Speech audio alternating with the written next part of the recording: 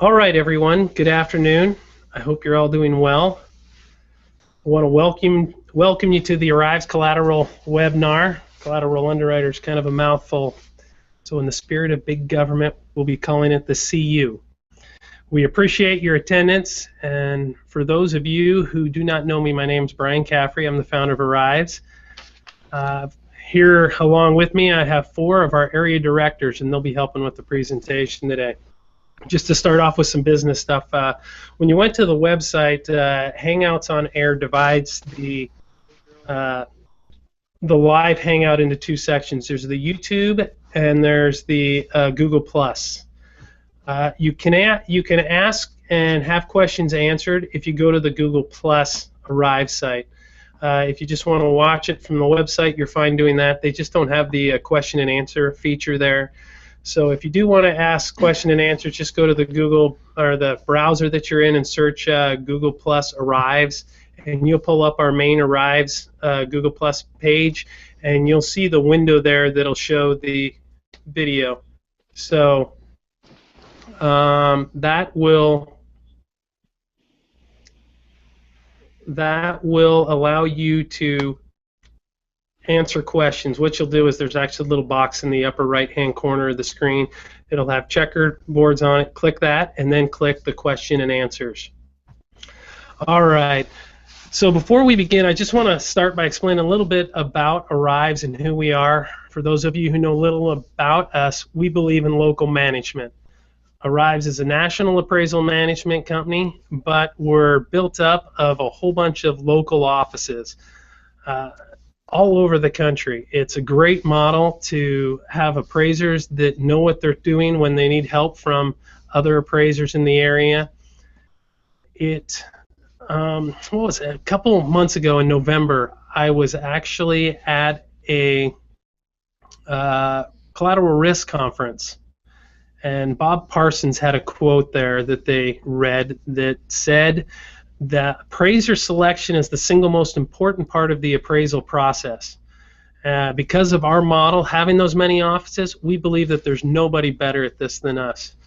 So with that model, we believe that respecting the appraiser and what they're doing, and they'll respect us better. So that mutual respect allows us to deliver the best product to our clients. When the CU was first released, we had to prepare our clients for the changes. So I started, and all the owners started doing education, learning what we needed to with the CU. And everything I started learning, I was realizing, hey, this is something that as an appraiser, I want to know. This is something that I think will help. And I wasn't reading a lot of that in the information that people were putting out. Some of it was gloom and doom. And I'm like, if you just knew this stuff, it wouldn't be so bad. That's when we decided, let's do a webinar, especially for the panel appraisers, to help them out. So our goal today is to provide our appraisers with insights into that collateral underwriter process from an appraiser's perspective. We want our appraisers to be the best appraisers in the industry, regardless of what industry changes are coming. So much of the information that you're going to be provided with today is pulled directly from the Fannie Mae training for the CU. It's not proprietary, it's not top secret. You can go to the page yourself. Anybody can watch it, and we, along with Fannie Mae, recommend that you watch it. We find it invaluable. I think that as an appraiser, if I went through the whole thing and understood what they were trying to accomplish, not only would I be less afraid, I'd also understand what to expect when things happen and know how to prepare my report in accordance. So what we're going to do today, the information we're going to highlight are items that our Arivs offices felt would be of importance to the Arivs appraisers. We wanted to approach this training not only from the frame of mind of an appraiser, but as a lender agent who has a unique view of being able to see inside of a lender what they're looking for and what they need. So we'll be addressing questions that we thought you would have, things that we would want to know as an appraiser, and concerns and things that might be hard to understand. So in the spirit of our business model, I have invited 4 expert appraisers who are Arivs area directors from around the country to help discuss the CU issue. We have Tony Blackburn, who's in our California office, Jonathan Askers from our Massachusetts office, Lawrence Netterville from our Missouri office, and Seth Johns, who's from our Kentucky office. Glad to be We're with you. also going to be dividing the webinar into 3 parts. Okay, first we'll explain what the CU is. Second, we'll look at items within the CU process that appraisers should know and or have a working understanding of. And lastly, we're going to explain the Arivs process, how we would like our panel of appraisers to handle any CU issues. So once again, we'll be taking questions from people that went to the Google Plus Arivs page. Click on the little box in the upper corner, and then click Q&A, and then you can ask any questions as you want to go. But starting out, let's go over to Jonathan. Jonathan, can you just explain a little bit about what the CU is? Sure, Brian. Not a problem, but I'm sorry to do this to you, man, but I've got to go ahead and read a very boring explanation from Fannie Mae about what CU really is. So let's just start there. You see it up on the screen. The CU is a new proprietary appraisal risk assessment application developed by Fannie Mae to support a proactive management of appraisal quality, and the purpose of the CU is to identify appraisals with heightened risk of property eligibility or policy compliance violations, overvaluation, and appraisal quality issues. What does that mean? I think that's what we have to do. Well, sometimes, let's start here. Sometimes it's nice to go ahead and start and talk about what it isn't. What the CU isn't an AVM. It's not going to go ahead and tell you what your value should be in the property. It's really a tool. It's a tool for underwriters to go ahead and just gauge their risk on what this appraisal is really about here. So one of the things here that I think is probably good to ask is, what have we been doing in the past? Well, in the past, underwriters have been looking at appraisals. And this is going to be a tool for them that Fannie Mae has set up. But the question is really, why? Why is this coming out right now? Well, this is not, again, a bullet aimed at the appraisers. This really is a guide or a help to banks. That's really the way we have to look at it. So the question might be, well, why do we have it? What's going on? Well, since 2007, the big collapse that we had, banks have really been bombarded with new regulations and also with threats from Fannie Mae to go ahead and buy back bad loans. So banks in response have gone ahead and tightened up their regulations and rules. Now, as the economy has improved, as we all know, the government, as well as Fannie Mae, is concerned that housing is dragging down the national economy. So they've taken a couple steps. Everyone probably is aware of this. Last Thursday, Obama announced that the FHA is reducing by 50% the premium they're charging on insurance. Prior to that, in the fall, we heard that Fannie Mae is going to be offering a 3% down product. This is another thing that they are doing to help banks reduce their risk so they'll lend more money. When they lend more money, that means more appraisals. So this is a positive thing for us. Now, you got to remember, CU first started coming to me about 4 years ago. Your appraisals probably have been going through CU, but on the back end, meaning in Fannie Mae. Now, if they were high risk, they might have been then flagged and sent to a reviewer in Fannie Mae. But what they're doing now, Fannie Mae said, look, I think for the banks to go ahead and say, we feel comfortable sending more work to you, Fannie Mae, and you're not going to send it back to us, we go ahead and do an appraisal assessment, basically, of the appraisal. So that's why Fannie Mae has brought this out to the clients. Now, there's going to be 2 versions of it. One's maybe just look at it as like a mini, which is going to take a look at it and then rate the appraisal, not the appraiser, but rate the appraisal based on risk issues. And then 2, a maxi one, if you'd want to go ahead and take a look at aerial views or street views of the property.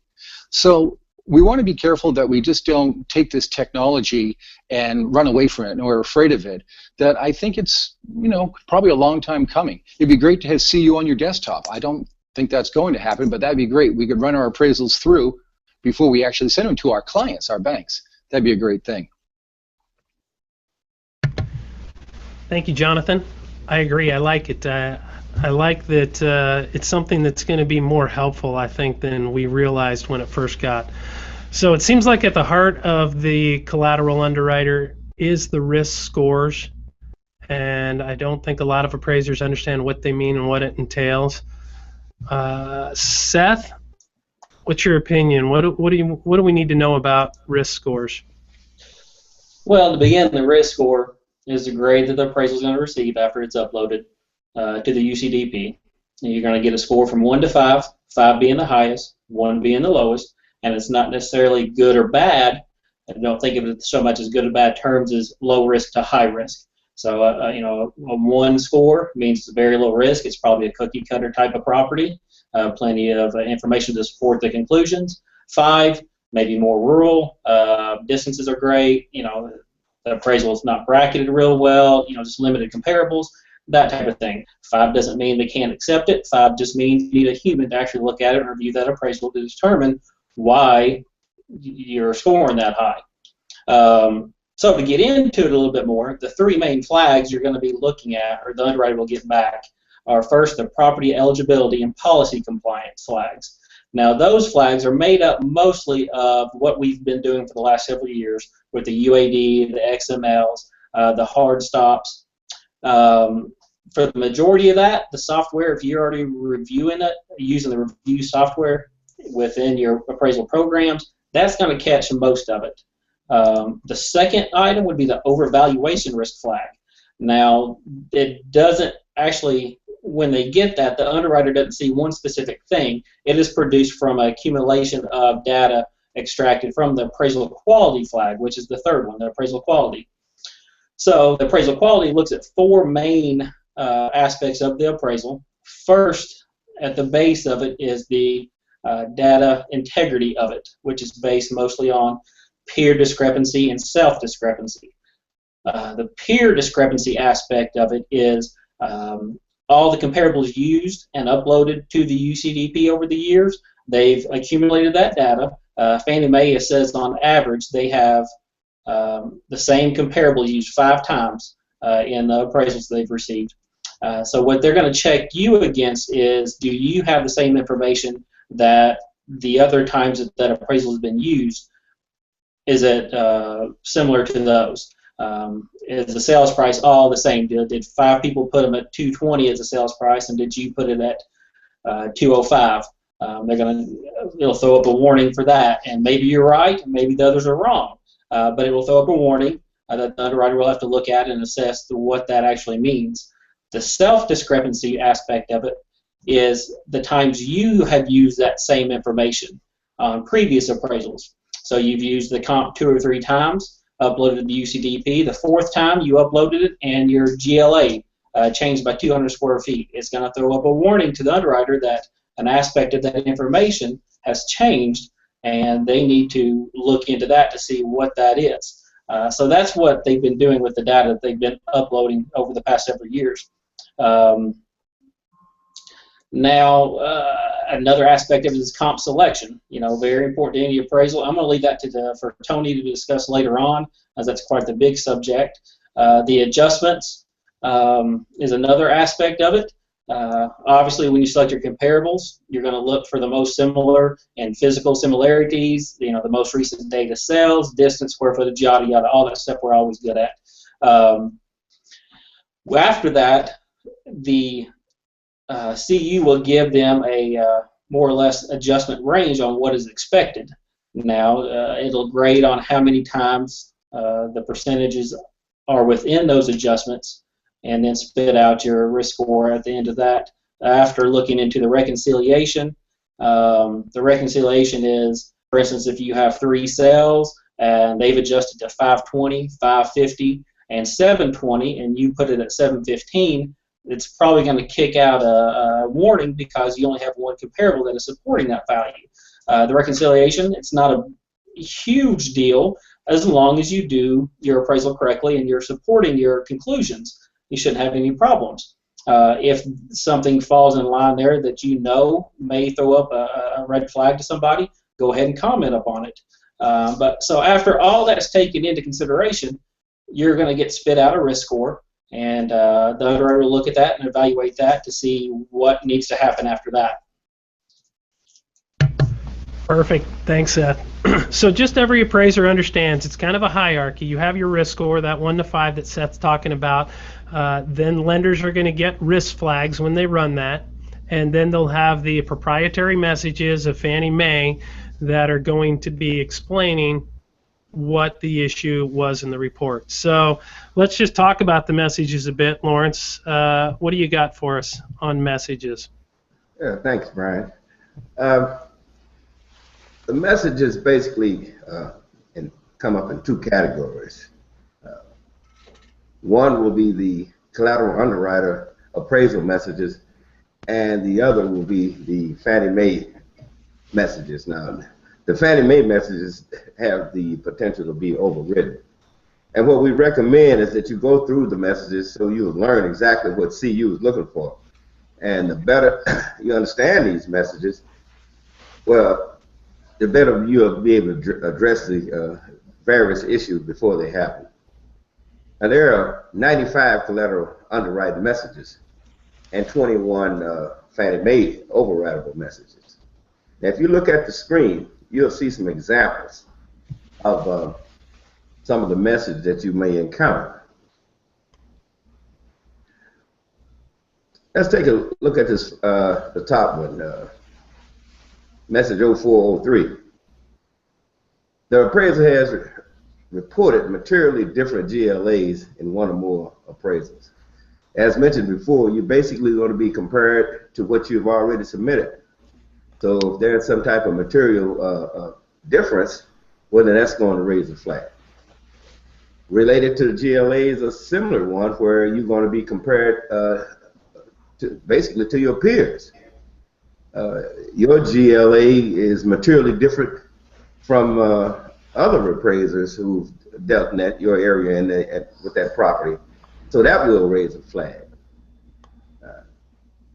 Another one take a look at would be materially different lot sizes than reports that you have previously submitted or they have that you've performed. Now, this can be one that you can, there's a potential for variance because it's according to what the methodology you use. You know, some of us, some people just take what the assessor has, and then some actually calculate it. Well, this gets kind of hairy when you get some of these lots that are kind of irregular in nature. So if you're doing the math, make sure you're consistent in what you do each time you submit it. And that could very well be different from what the other appraiser is doing. And if it is, well, it's going to raise a flag. So keep that in mind, that there are two situations. You're looking at what you've done, and then you're looking at what other people have done for the same type of property. That gives you some kind of idea what those CU flags would be. Now, there are 21 flags that are done by Fannie Mae, and they are overridable. Many of these flags are situations where they don't run. I don't think we're going to run into too many problems with this because it's almost like stuff that we already do. For instance, there was no comment on the market conditions, even though one or more of the housing trends indicated negative housing trends. Well, declining market, oversupply over 6 months. Good appraisers, most of the time we address those kinds of things anyway, but if they're not, they could trigger a hard stop. Let's look at another one. Less than 3 settled sales were used as comparable. It's another hard stop. However, it's overridable. Now, when there are 2 or more of these overridable hard stops, and if the information turns out to be verifiable as correct, well then there's nothing too much you have to do. But in a situation where they're not, well then it could be a situation where a corrected appraisal will be required. Now, if the information is verified as being correct, there's no impact on loan eligibility, and then the lender may request a manual override, to provide a reason code to handle that situation. So basically, that's what we have. We have CU messages that will come up, and then you have the hard stop type messages that will the lender will have to deal with. It has the options to override those messages. So, Now, Lawrence, the messages also seem to be divided in groups. Is that correct? yeah, thanks. The ones that are in the 400 series are the data discrepancy messages, and the messages that are in the 500 series. I mean, hold on.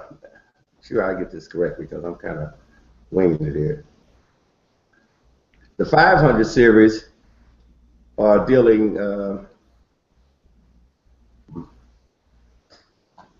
What are the 500 of the reconciliation messages, correct? Ones, So the 400 are any data discrepancy message, whether it's peer discrepancy or self discrepancy, those will show up as a 400 message. right. And then we have the 500 ones. The adjusted message will show up as in the 600 series, and the comparable selection errors messages will be in the 700 series. Thanks, Okay. Brian. No problem. That makes sense. I think that the best thing that you said in there, I think, is appraisers should probably go through and look. I've seen lots of PDFs coming through my email where they're listing those warnings, and it just seems like a bunch of wasted data. But if you go through and know what the warnings are, once again, when you're putting your report together, you know what the warnings are telling you what the problems are. That means you understand what CU is looking for. So take the time. Understanding those messages, it seems like one of the biggest items that I, as an appraiser, are going to be concerned with. It's probably going to be the adjustments and the comparables. So let's start with the adjustments. How are they going to work those, Seth? What do we need to know? All right. Well, there's a few key things you want to keep in mind with that. The CU, after all the data collection, after all the peer and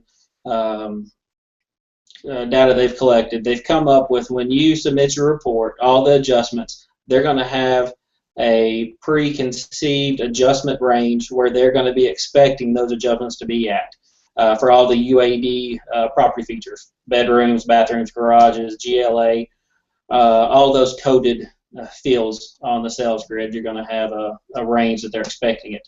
Now, when you submit that, if you start making adjustments outside of those ranges, it's going to affect the risk score. You're going to get warnings or messages regarding those are outside of that. It's not to say you can't make those adjustments, but that is what they're expecting. And they're not looking necessarily, from what they're telling us, at slight differences.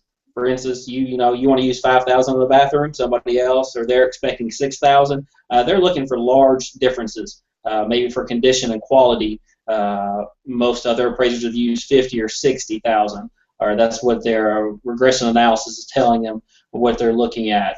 But you're using 10,000. They're going to key on that as it not being within that range. I think most have heard there's no more than 15% net, gross 25% guidelines have been more or less waived and removed. That is to encourage appraisers to make the adjustments that are needed, not just make adjustments and minimize them so that they fall within the 15 and 25%. A big key on that has been the condition and quality adjustments. For instance, if you have 3 sales and 2 are very similar, they're coming in at 190. You want to bracket some aspect of it, so you use a comparable at 250. You only use a $15,000 adjustment on the high one, because you want to keep it within 25%, but when you look at your adjusted values, that one's way out of whack. That's telling them you should have used a larger quality construction adjustment, most likely. They want you to make those adjustments now, not just try to keep it within those guidelines.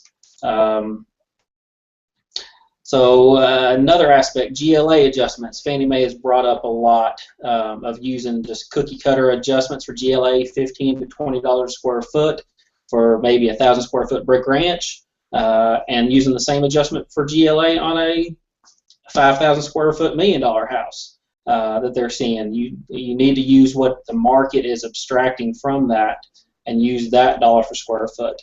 Again, they're going to look at their CU and see what is expected on those adjustments and the ranges that they're looking at, and if it's not there, then they're going to be popping up a warning.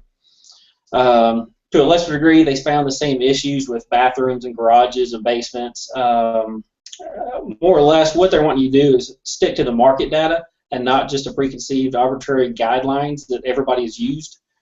Another aspect that they're wanting to see the adjustments reflected is the time adjustments on the reports. I was listening in, and they were talking about how some of the hottest markets in the country, you can see a huge, relatively large appreciation even from 9 months ago. And when you look at the reports, they're saying only 5% of the reports that come in reflect a time adjustment from that time period. They want to see the time adjustments, and they have the market data there to be expecting those time adjustments. With that, I would advise to make sure that you are using adjustments that are based upon comparables and not just large swaths of data for your area, but actually your type of property has appreciated.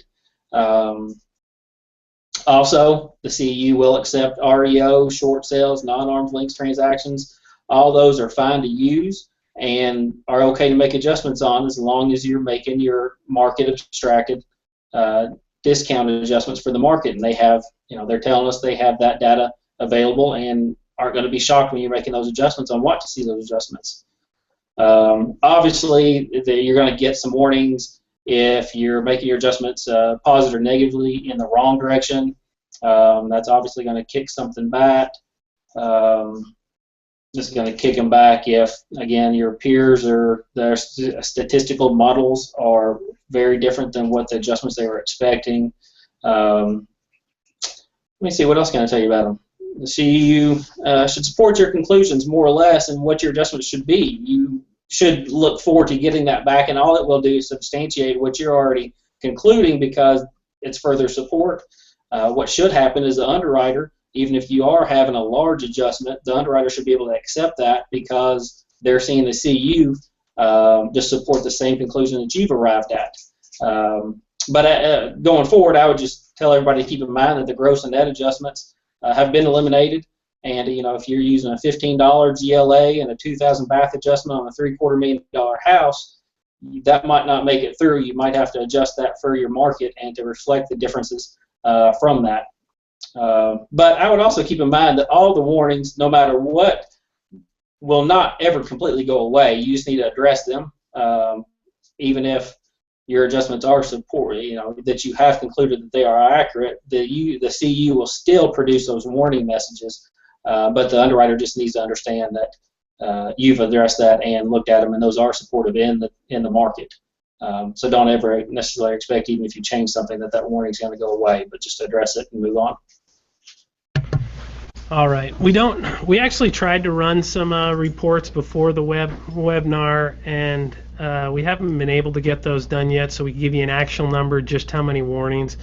We're not expecting that there's going to be a ton that everybody is going to have to be responding to.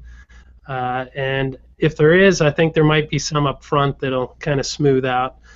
But for the most part, we're expecting a lot of reports that don't have any warnings that need to be addressed. So adjustments was a big warning message group that we wanted to talk about. Thank you, Seth, for going over those. And there might be some more questions on that when we're done that we can answer. But the next big group was comparables. So, Tony, what do you have to tell us about comparables? Thanks, Brian, and also thanks to all the other presenters.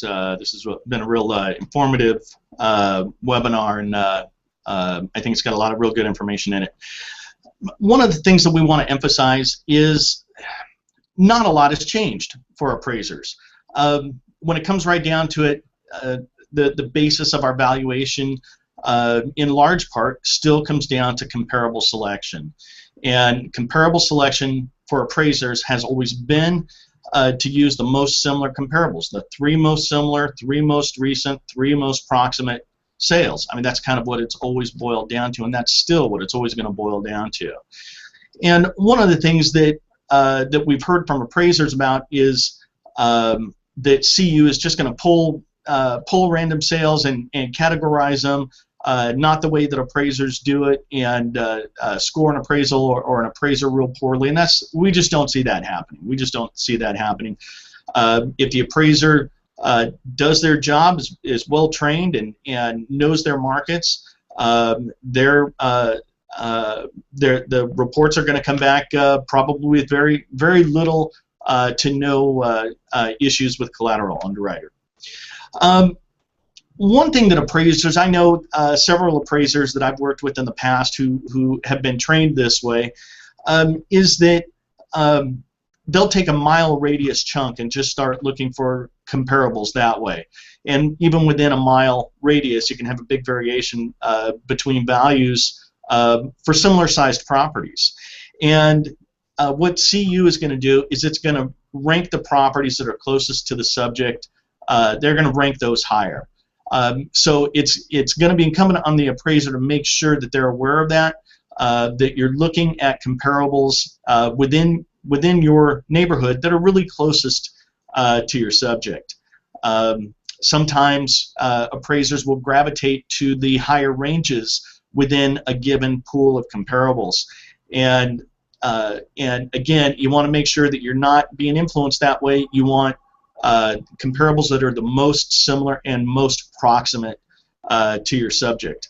CU is going to look at all of the comparables, and if there's comparables that are just as similar to the subject property that are closer than the ones that you're using, those are going to get flagged.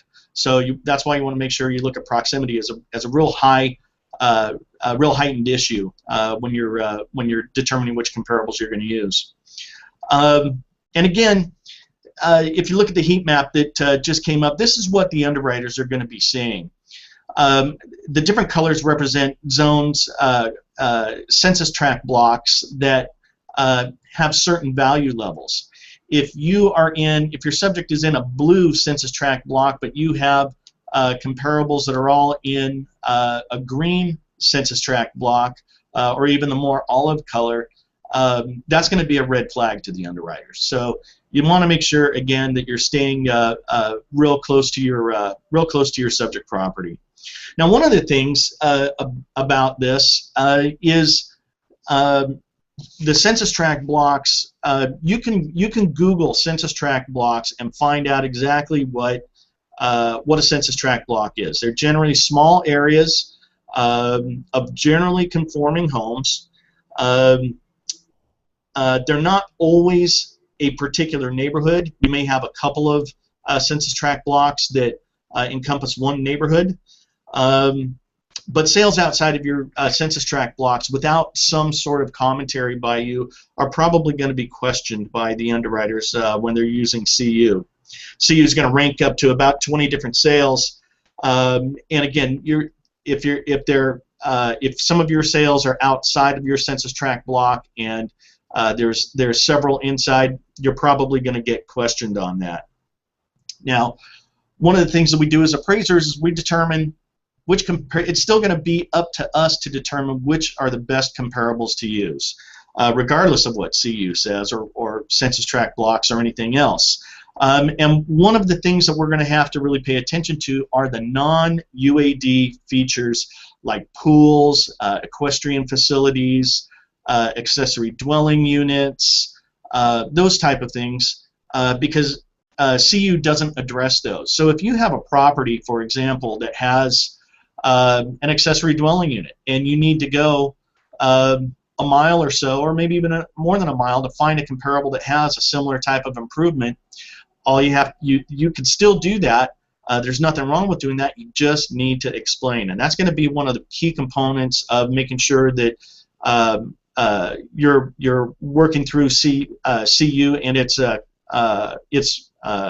items that it returns, is making sure these things are explained in the appraisal. That's going to be probably one of the biggest things.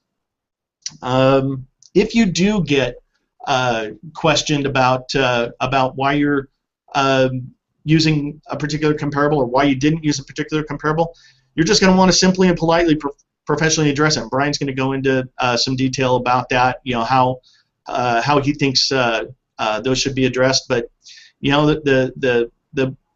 it's going to be easy for us to get frustrated at first, and until we get used to this new system.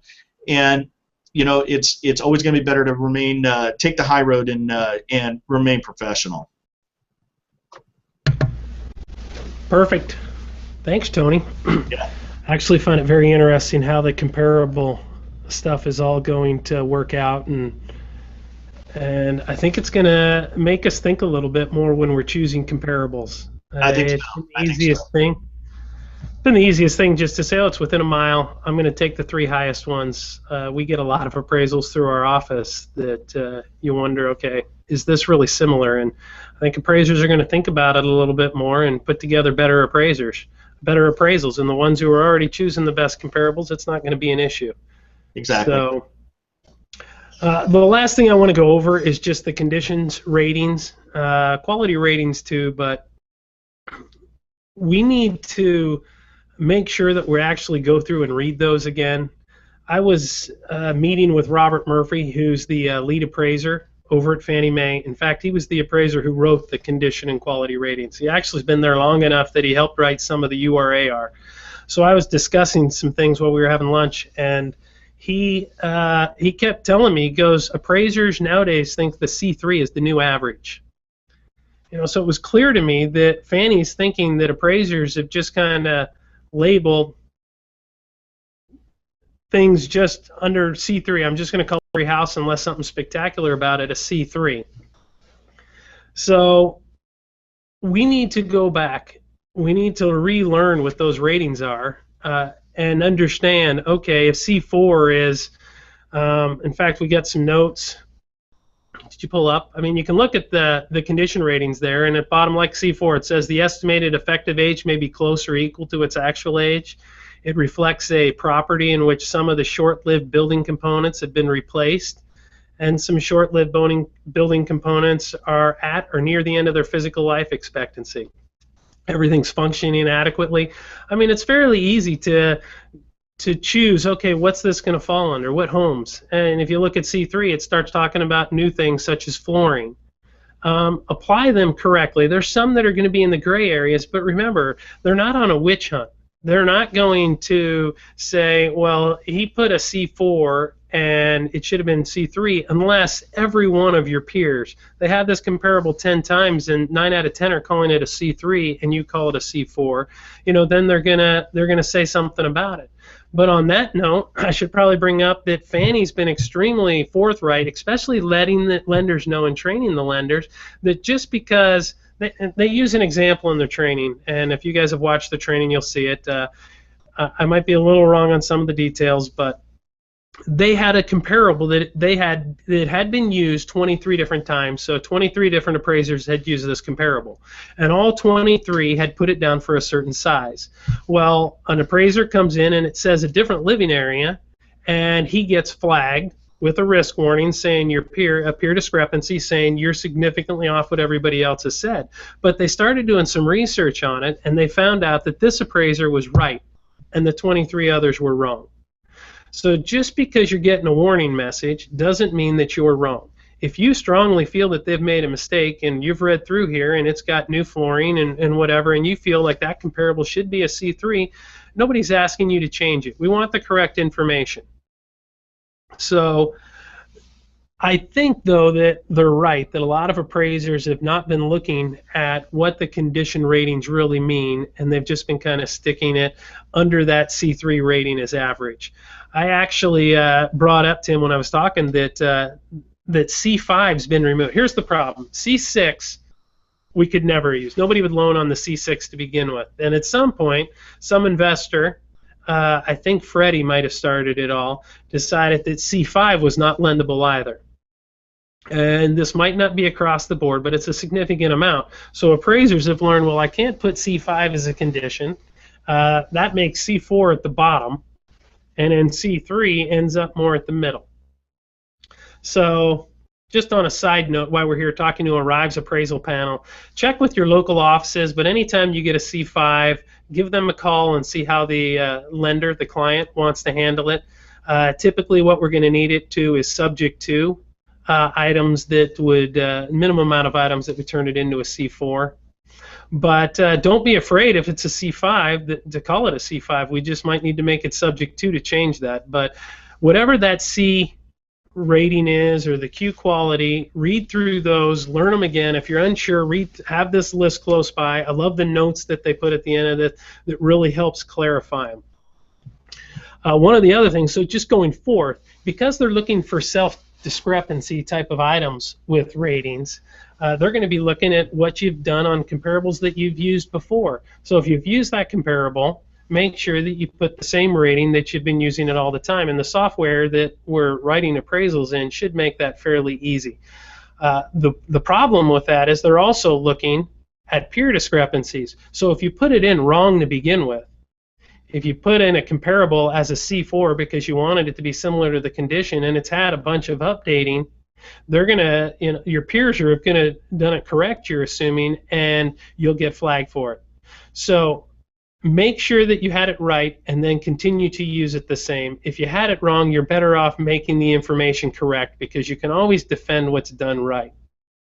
Then going forward, comparables that you haven't used before, make sure that you've got them done correctly, that the right rating and the right quality. There's not going to be as much as everybody's thinking that, oh, all my peers are going to be calling it a C3 and I've got it as a C4. There'll be very little of that, especially once things get going a bit.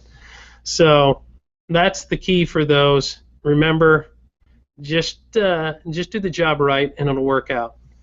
Lastly, what I want to address is the Arivs process, how we would like our panel appraisers to handle it.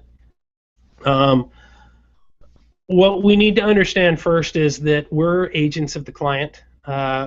They have policies and procedures and ways that they want things done, and it's our job to make sure those are followed.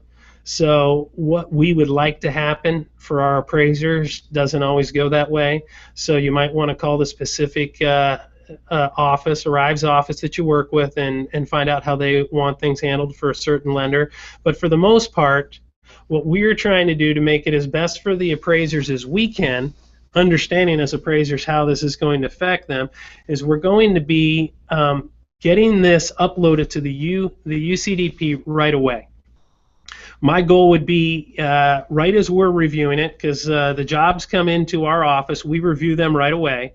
At that moment, they're getting uploaded to the UCDP, and we're getting back the warning messages before that appraisal has gone to any borrower, any loan officer. We have the warnings back. We will send those over with the review items that we've found, and if there's any corrections, the appraiser can make the corrections right away before that appraisal's gotten out to a bunch of people and there's any problems. If you've made a correction, if it was an error that the CU caught, you've made a correction, you don't need to do anything else, because when we re-upload that report to the UCDP, it generates a new risk score and new warning messages. So if you only had the one warning message that something was up and you see it and you go, wow, I missed that, you make that correction. When we rerun it, it won't show up, and the underwriter won't have any warning messages that they need to worry about. Once again, make sure you check with your individual office to make sure that's how they're working it, because not every lender is going to want to do it that way. But that's how we're going to try to help you out. The other thing that we're going to want to have happen is there'll be some items, let's say that they found some comparables that they think you should have used and they're wrong. Maybe because you had a pool and you were pulling comparables that had a pool. Like Tony said, you need to be aware of all the comparables and be looking if there's comparables close that don't have a pool that are good similar. Understand that the CU is going to be looking at them, and you might want to make a business decision or an appraiser decision. Do I want to include that now and the additional ones, or I just want to do that? That's your individual appraiser responsibility to make those decisions. But regardless, make explanations, understanding that there could be a potential. We should have been making explanations to begin with. The way we'd want to handle it, if you can pull up that slide, Sam, the addenda, there we go. We would like, when you get a warning message that is incorrect or you're not changing your appraisal because you're correct, you've already addressed it in your comments, just create an addendum page with the warning message on it, bring over your comments that you already put on in the report because you knew it was coming, paste it right there, and send that back to the appraiser, or back to with the appraisal to our office. Then when we send that over to the underwriter, the first thing they're going to see at the front, because every one of these underwriters now is going to just go look They're going to go look at the warning messages, the risk score, and our appraisers are going to be the best. They're going to look the best, and we're going to have the best work. They're going to say, wow, here's the warning message. This is exactly why we did what we did. And then it's the underwriter's responsibility to say, you know, I think this is a unique property and I should get a second appraisal or a field review. Or they'll say, the appraiser explained this great, we're good with it, and send it on. So one of the things that, you know, that might end up being a little extra work, but it should only happen on the same files. For the most part, underwriters were already determining risk, but they had no idea what risk they were looking for, so they were basing it on these arbitrary rules. And Jonathan Asker talked about it. He said the underwriters looking at this, they have these rules, and they're saying, okay, what kind of risk are we willing to accept for this collateral? And they're making judgments and assessing that appraisal, no different than the CU. So what should be happening nowadays, and we anticipate things moving this way, is when the underwriter gets the risk score, they're going to be less fearful. So you should cut way down, if not all the way down, on Fannie Mae jobs that the underwriter saying, what about these comparables? Or please add 2 additional comparables. How many of us get, no, we used the best comparables already? Well, those won't be an issue because when they get the risk score, they're already going to know what comparables were used. So there might be some more work in some aspects, and there'll be a lot less work in other aspects, and we're hoping it all equals out. You know, we won't know until things really get firing up, but that's on our anticipation. I think it's going to make the underwriters a lot better to work with. Such a great tool, analyzing the appraisal. So everybody, if my panel can unmute their mics, can you guys see the questions? Should all of you click on the little box that say question and answers? There's some questions here.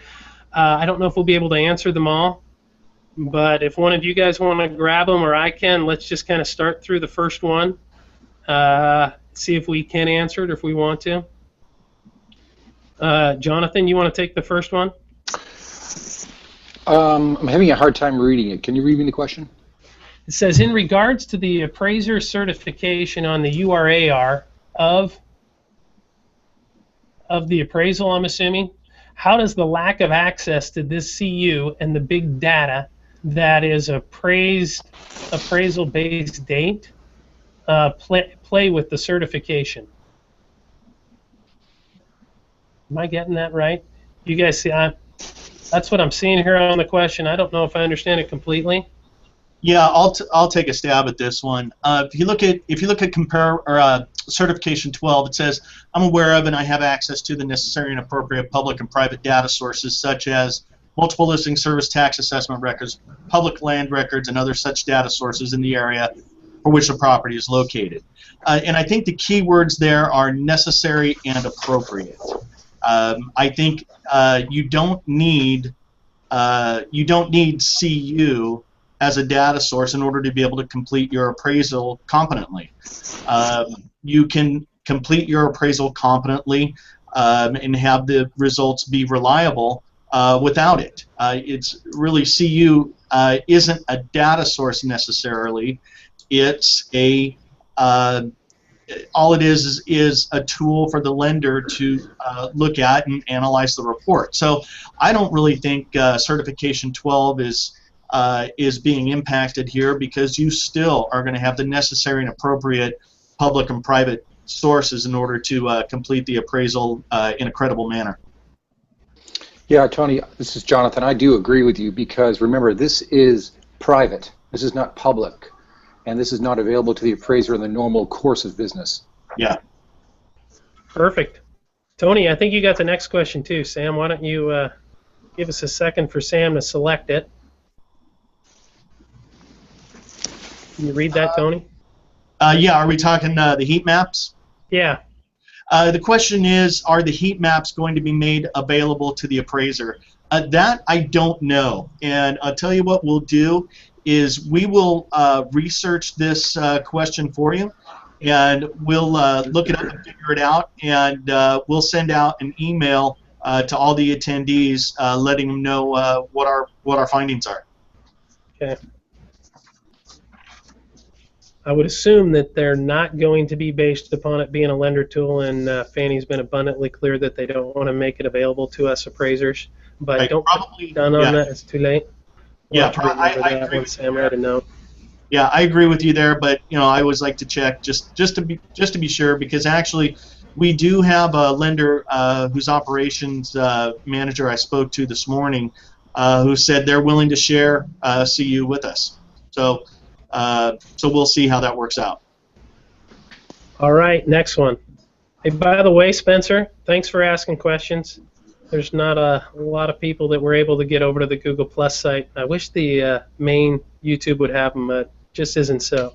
So the next question, do we know if there's adequate staff that will read the report and commentary about comparables and reasons for accept, reject, or will it simply look at the statistical data from the sales comp grid? Anybody want a shot at that? Looks like I'm up, okay. Adequate staff that will read the report and commentary. The underwriters have always, my underwriters from my clients have always read the comments, as good as an underwriter can be expected to look at. They're the ones that are going to be looking at the data that comes from the CU. I plan on having any of these issues addressed beforehand. There's warning messages. We'll need to have those warning messages answered. It'll be to your benefit. It'll make you look better. So staff-wise, I don't see that being an issue at all. And they're not going to be given a lot of statistical data. They're just going to be saying, there's comparables available that should have been used, and it'll be comparable data that we'll know about, and you will have already had an answer for that. No different than when we get an underwriter request now that says, what about these comparables? We'll already have known that, and you'll just need to put in there, this is why I use these comparables, and it should already be in your comments, and it'll just be a matter of copying and pasting. And while it's additional work, it shouldn't be additional from the work that we've already been doing over the last, whatever years that the underwriter's always been responsible for the risk assessment of an appraisal. So I don't know if I'm answering it that right. Does anybody else, Seth, you have any idea what they're asking? I'm guessing just getting that. Are they going to have to, or if they spend the time on the front side to add commentary to the report, is that going to be given, is it going to be read and looked at before they just simply look and ask for the warnings or messages to be addressed to see if that's already taken care of in the report? And like you, I think it's going to come down to the underwriter looking at it and the reviewers looking at it. And sometimes they're going to want that specifically spelled out depending on the person in regards to that message or not. No, the problem is we always, when we review report, all the Arivs offices are going to be reading the commentary. We're going to know what it says. But I think the amount of time that it takes to address the warning, to put the warning up on an addenda page and put the commentary that you've already got in the report, just copying and pasting, I think it makes you look as an appraiser so much better. The customer service, the goodwill that you're going to get explaining that from underwriters, from clients, is easily going to be a good business decision and be worth the minimal amount of time. So, Clinton, what's his question? What does that one say, Lawrence? What are we talking about? I typically use 6 comparables. No, up above there in the blue. Will there be a scale? Mine is not showing the blue. Oh, here we go. Will there be a scale of some sort of rural, small market areas, or will there be, or will they all come back as high risk? Well, I'm not sure. Actually, let me grab this, Lawrence, because it Okay. actually is good news. It should make all those rural appraisers a lot easier to underwrite. In the past, when appraisers are scared to death to come in with comparables that are 30 miles away or 20 miles away, or comparables that are hardly similar at all, you've got adjustments, in the 70, 60 percentile when you're doing your appraisal right. In fact, I've seen some of Clinton's jobs, and they'll come back with some huge gross adjustments and adjustments on several lines. And based on the appraisals that you usually see, underwriters are thinking, wow, did he do his job right? When the reality is he did, because those were the adjustments that were required. Well, the CU accounts for that. And we saw the map page that they originally pulled up. Can you pull up that slide, Sam, that map slide?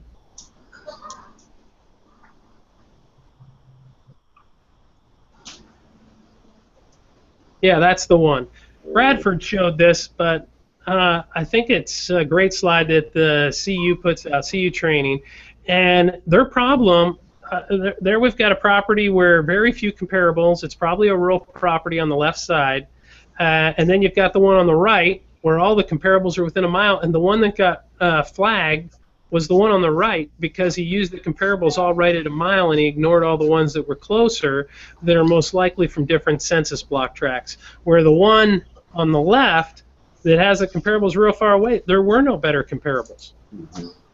So all those arbitrary rules that the underwriter used to send to appraisers and say, well, you got comparables this far away, I need 2 more comparables closer, or I need 2 comparables recent. Good underwriters should now be able to look at the CU and say, there aren't any. The CU tells me this, and the CU's Fannie, which is where the loan's going anyway, so we're good to go. So it should make things a lot better for appraisers that are completing a more complex property in that aspect, maybe a more rural. Any of you guys have anything to add?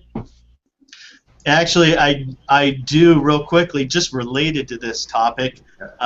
My email's going right now, and a underwriting manager for one of our largest clients just sent me an email saying, do you envision the CU rollout as a dramatic showstopper like is being talked about in the media right now? So you can see the amount of misinformation that's going on out there. Just as an aside here to our questions, and again, I just want to emphasize to everybody, I think this is going to be a speed bump, and in March we're going to look back at this and go, you know, it really wasn't that big of a deal.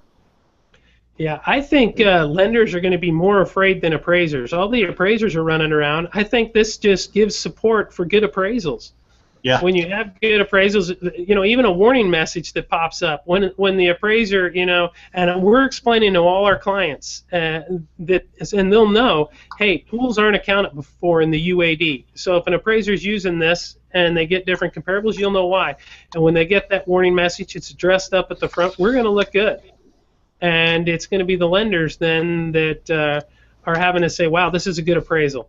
Or the poor guys, you know, the guys that were getting poor appraisals all the time, that were pushing values and maybe making the good appraisers look bad. Those are it's all gonna come to the guys who do their job. They're gonna make more money and they're gonna look better. That's what I see happening. All right. So what's the next question? What do we got? We got just a few minutes left. Because of the additional layer. Tony, you got this one? Let's see. I gave you the tough one. Yeah.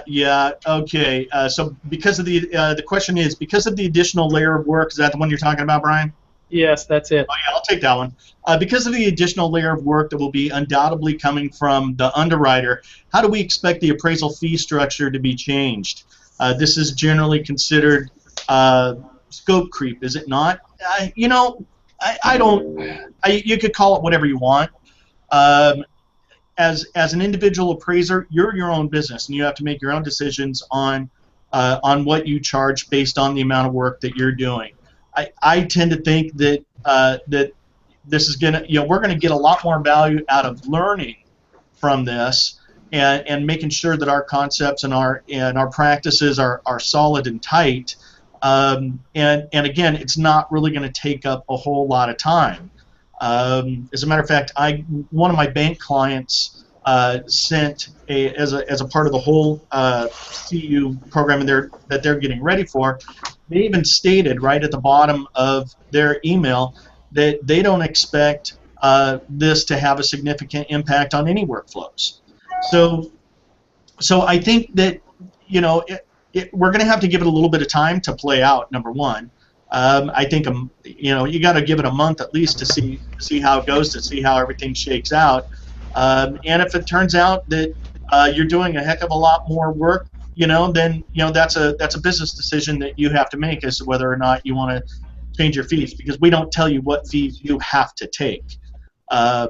And again, that's going to be a business decision on your part. I would think also that our clients, I mean, the clients that Arivs deal with, we like to think they're a cut above because they're expecting a better product. But I mean, and they're fair. And if we get going through this a few months and we find out that it's a lot more work, then they will be fair to appraisers. But for right now, I picture it not changing. You're already making, responses to underwriter request. We send out underwriter revisions because underwriters have to feel comfortable with the appraiser. It's the nature of the business that we've always been. So, whether that was defined in your scope of work, it's always been the scope of work, and it's been our scope in what we do as appraisers for, 30 years now. So this shouldn't affect that at all. I don't anticipate a lot more. I anticipate it being easier to expect what the underwriters are going to ask for. A lot of times we get crazy requests for underwriters just because we don't know what they're looking at other than the risk. Where now, with the CU, we know what they're looking for. We know the warning messages. We know why they're going to pop up. Prepare for them. Put them in warning. Put them in that addenda at the beginning when you get one. And I would be willing to wager that the extra work will be less after things get cruising than it was beforehand. But that's all speculation, and we'll just play it by ear. What do you think, Jonathan? Yeah. You nodding your head. All right. We got time for what? One more?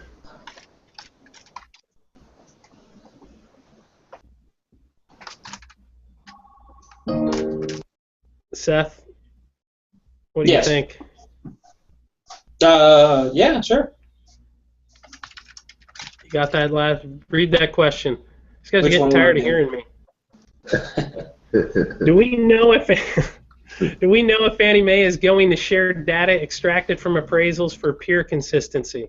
I think we commented on that a little earlier, didn't we, about Fannie Mae it's been pretty clear that they didn't want to share the CU with anybody but the lenders. Yeah, they're not going to share any of it. That's an easy one to say no, and I really don't see that hurting us. Maybe right off the bat, but I mean the peers that we see, hundreds of appraisals, thousands of appraisals every month, and it gets to the point all appraisers seem to be doing what they're supposed to. They're in the wheelhouse. And if you're not, you'll know. I know there was something released today where they were talking about appraisers getting letters from Fannie talking about data discrepancy, self-discrepancy stuff. Or was there some peer stuff in there? But they were saying, don't worry. We're not trying to kick off appraisers. We're just trying to make sure appraisers get it right. So if you get a letter, don't sweat it. They're going to be explaining what you need to do different. And start understanding the ratings and making sure your information is correct. It's really not a witch hunt. I've talked to Bob Murphy, and they're looking to make the product better for the clients, make it easier for them to assess risk, not trying to get appraisers, and they're really going to be wanting to work with the appraisers and help them improve. So, all right, let's take one more. Skip down. Oh. Eric Brana already said select. Should we expect to receive questions from Arivs? Should we expect to receive questions from Arivs, reviewers, and then also from the lenders, underwriters themselves?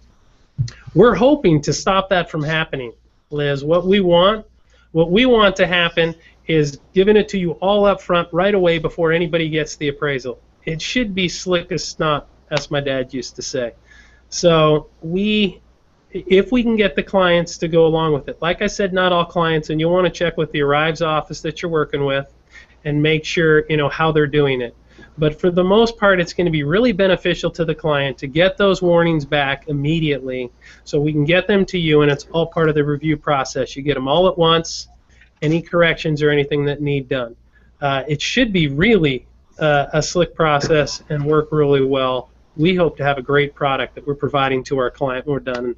And the clients that I've gone out and done training with, they're all over for it. They're all over with it. They think it's going to benefit them to have it done up front, and we'll have to see how that works out. So the last one, we'll do one more. John, how are you doing, John? Do you know if the CU system is connected in any way to the blacklist I have read about? Only the blacklist is going to be for terrible appraisers. You don't need to worry about it. Just put in the correct data. And even right now, they're sending out letters just to explain people what they're doing wrong. To be blacklisted, you've got to be making egregious errors, things that that 90% of all appraisers or more wish that those appraisers would be removed because they make us look bad anyway. So it will be tied. The CU data, it's already tied to it.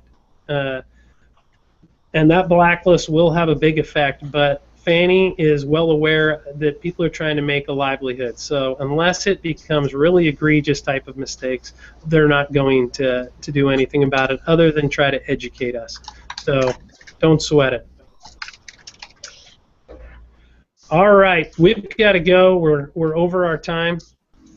We sure appreciate everybody who showed up. We really appreciate the questions.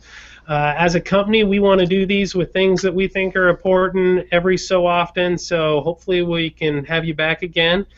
Thank our panel for coming and giving their insights, Lawrence, Tony, Jonathan, and Seth. Everybody have a great weekend. Thank you. Thanks, Brian. All right, take care.